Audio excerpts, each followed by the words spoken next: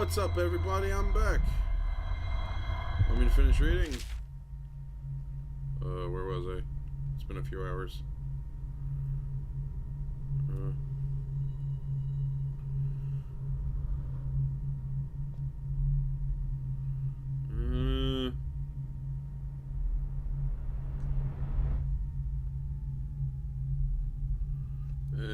Well, you get it. Guy's bad. Bone Sharps, he's real bad. Provides small supernatural benefits. Lottie, lottie, lottie.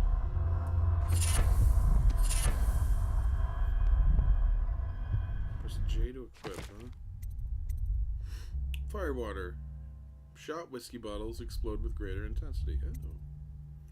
Damage from explosions reduced. Sure. I can equip 4. Win sword versus sword contests. What's this? The Journal of Grainy Rags. Oh, holy shit. Alright, well, settle in for another reading one.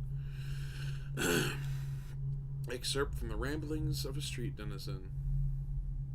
Of course I'll tell you, dearie.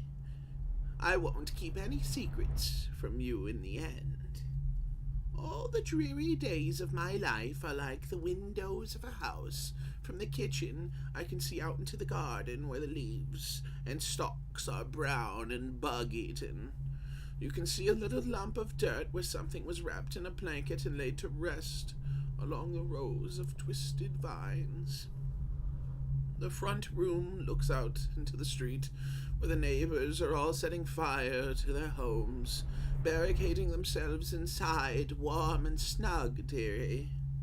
Don't forget about the bedroom, either.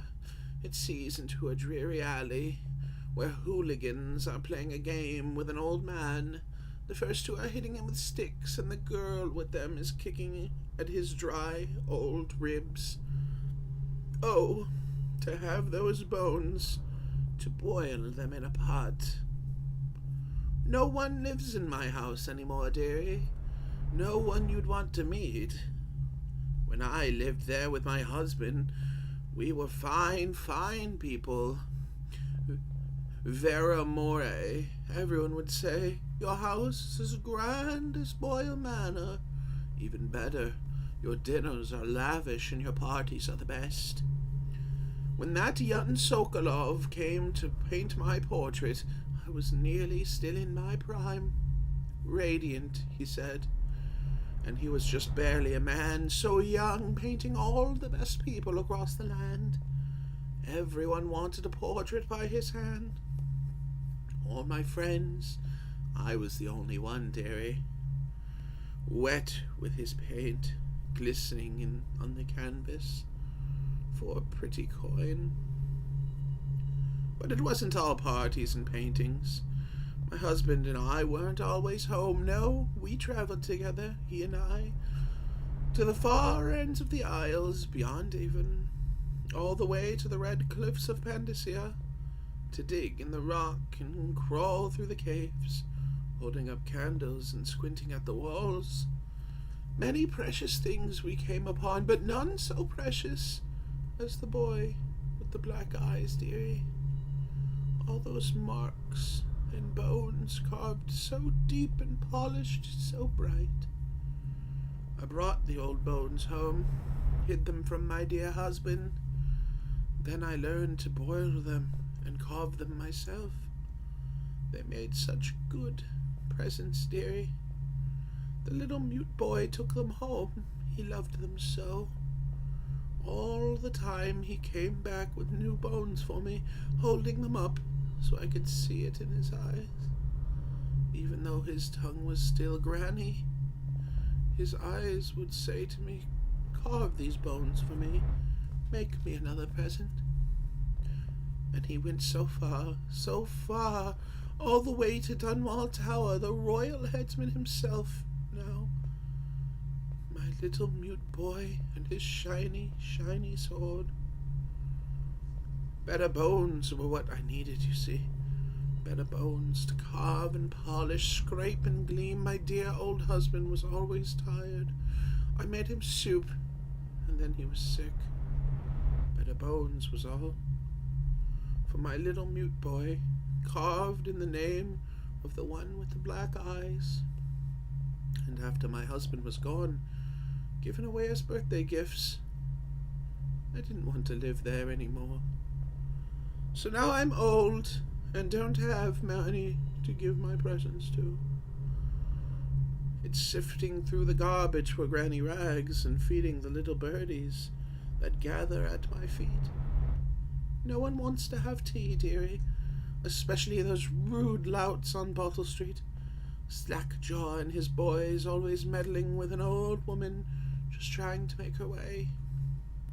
In the end, we'll be together with him, you and me, in the dreary night with stars above and below, and always the one with the black eyes, dearie. Well, that was creepy. Let's see. What do I get? White rats can be consumed for... Oh. White rats won't attack me. Okay. Power effects slightly improved. Alright. Nuts. Holy butts. God. Oh my god. Okay. Alright. Read that. Pause it. Okay. That.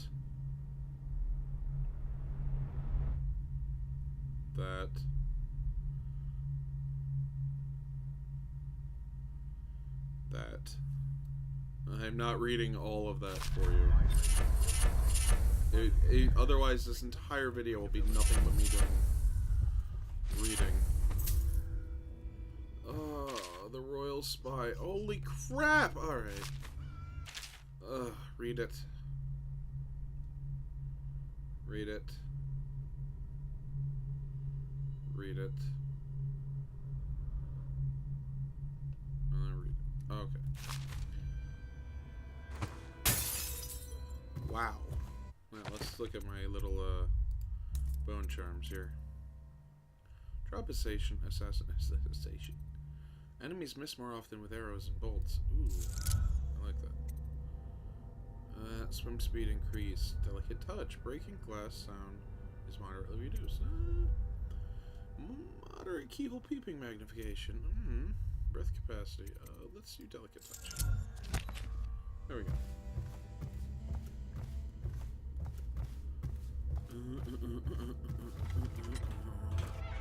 Ooh, lighting effects.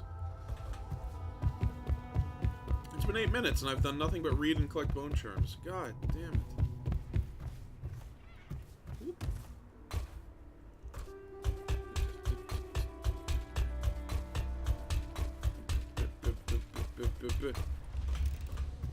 Hello?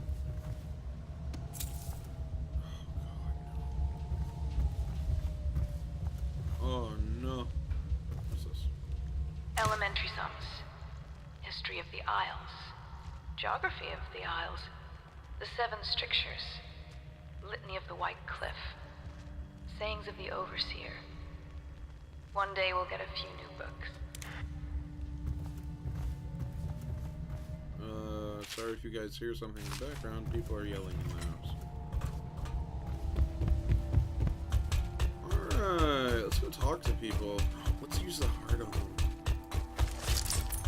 Yeah. What's the heart say? Somewhere in the basements below, hound kills hound, and money changes hands. Nifty. Such laughter, and they're singing the old songs, But he won't use it. linking arms. He can't sleep in regular The beds bells anymore. from a happier That's what he time. says. Says he was in the Navy too long. Can you believe it? Oh, That pile of wood out there? It's a hovel he built from an old rowboat. Where does Admiral Havelock find these people, I wonder? Hey. I had a sailor for a boyfriend once. He thought he'd strike gold digging in the Pandician cliffs. They found his ship drifting empty. Oh. You know, I tried to attend services with the overseers for a while. They've just gotten more and more, I don't know, rabid about the Seven Strictures and witchcraft and all that nonsense. Alrighty.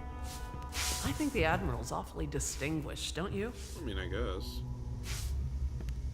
Everyone I know cried the day we heard the news about the Empress. Poor woman. And her little daughter lost. From what I understand, it just killed the Admiral to be cast out from the Navy. That was his life, before the Lord Regent came along. That's a shame. Someone came and banged on the door a few nights ago. I thought Lord Pendleton would piss himself. Oh, begging your pardon. Oh, yeah, like I care. To think what I spend smuggling in wine for his lordship. That Wallace can cook, yes. But the way he talks to us, you'd think he was a lord himself. Yeah, the guy's a dick. I'd work for you for a year for free if you managed to get that Lord Regent off the throne. None of the shops are open, all the business has dried up, and most people can't even walk the streets. That man's a blight on the city. Well, luckily I'm gonna be taking him out. Let's see what the heart says about her. The other servants don't like her. Oh, why not? Deals are made here, sometimes under the influence of wine, and sometimes the influence is the point of a knife. Work is never done for the lowly servant. Alright, let's see what it says about this girl. Oh, she was here. What does it say about this guy? Before the sun rises, they toss any casualties into the river. Men or hound, Yeah. they all go in. Okay, that's not what I want. I want this guy. They top off the wine with river water, but eventually someone swoons. Then fresh bottles are fetched from the cellars. He spies on his neighbors and reports to the overseers. Oh. Well, good to know he's on our team. Only after a long day of work will he return to his home and family. He always eats very well, even as his wife and child grow thin. Well, he's an asshole. Knew that. Alright, what's this say? Lord Pendleton Memoirs, Chapter 27. In my 13th year, the despised stepmother at last departed, and Pendleton Hall Sorry, was again and coffee. quiet, although father had by then sunk into deep depression. It was at this sensitive time that Waverly Boyle first entered my life. She who will be the source of many tender recollections to come. You, sir, are a massive twat.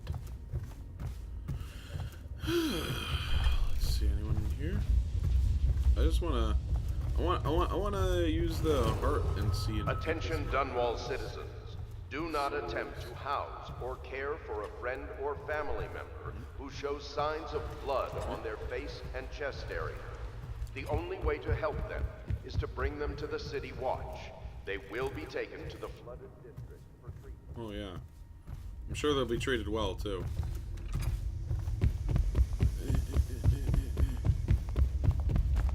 Hey, just what I wanted to see. Hold on, let me point this beating heart at you. She hides her hands.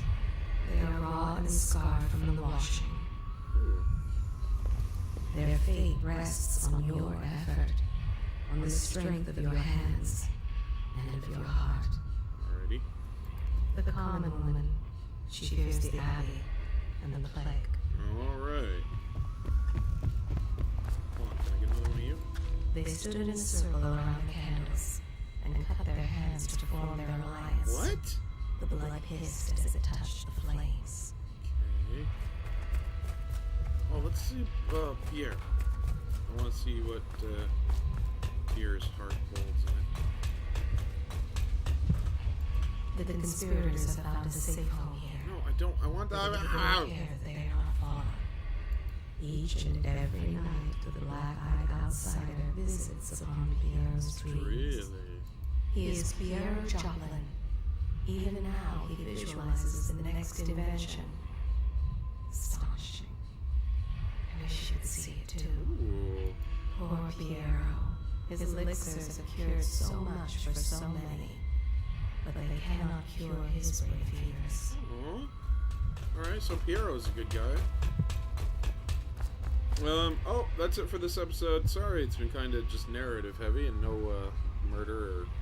Actually, this was pretty light on commentary, too. Huh.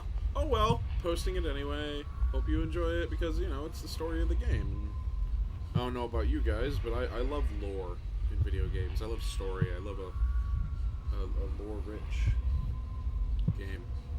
Anyway, see you next time.